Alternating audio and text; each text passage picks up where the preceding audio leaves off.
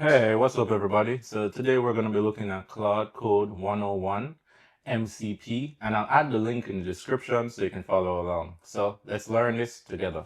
All right. So as usual, the first thing they hit us with is a video, but as you know, we're going to read this before we watch the video. So let's see. So let's zoom in a bit. So MCP, which means Model Context Protocol, is an open standard that lets Claude Code connect to external tools and data sources. When you ask a question, Claude automatically understands when it should use those tools to better handle your query. A lot of your context lives outside your codebase, in databases, productivity apps, or public repositories. MCP bridges that gap. All right. So it seems like a way how we can use an external tool, which pretty much you just said. So let's see. What can you do with it? First, it's important to understand the concept of tools in agentic AI. Tools give agents like Claude Code the ability to perform actions that help them complete tasks more effectively. Okay. This is different from typical AI where you just get a text response back. For example, if your team uses Linear for project management, you can add a Linear MCP server to bring in the details of your specific issues. If you need up-to-date documentation for a dependency, a Docs MCP server like Context7 can provide that to Claude Code. Okay. Alright, linear server. So this is pretty much them setting up theirs. MCP down, tools use linear server. So this is them using their linear server, etc. Can you get the latest docs from and shows the tools they use. Alright. So adding an MCP server. You can add MCP servers with the Claude MCP add command. There are two main types. Okay, so this is how you add a MCP server, Claude MCP add, and you pretty much just put it in terminal. And so there are two types. So there's the HTTP servers are for remote services. These are hosted by service provider and connect over the network. So maybe if I was using, I'm guessing like a Google Gmail MCP server, I'd use the HTTP servers. And then STDIO servers are for local processes that run on your machine. So anything local is the STDIO, however you say that. All right. You can manage your servers with /MCP inside a Claude Code session to see what's connected. All right. Check status and disable servers you don't need. All right. So for see what's connected, you just do /MCP command in your terminal. All right.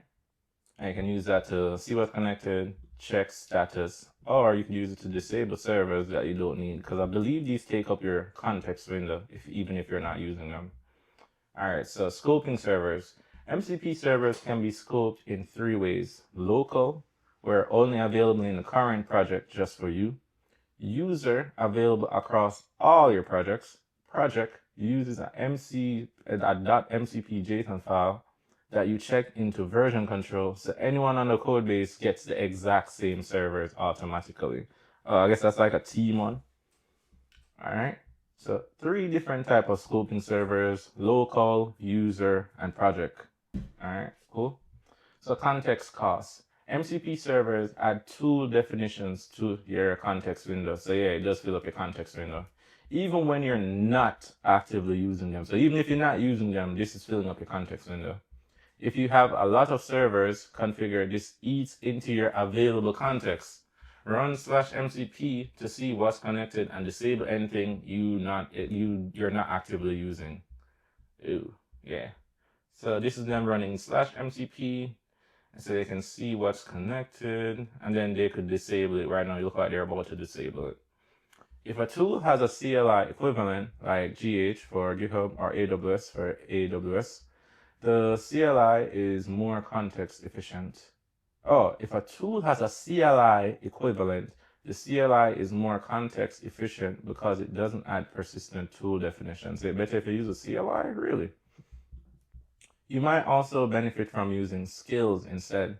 We looked at skills in our last video, so if you're not familiar with skills, just check out the other video. And it was pretty easy. I think that was mainly just a video, maybe like a short article. So check it out.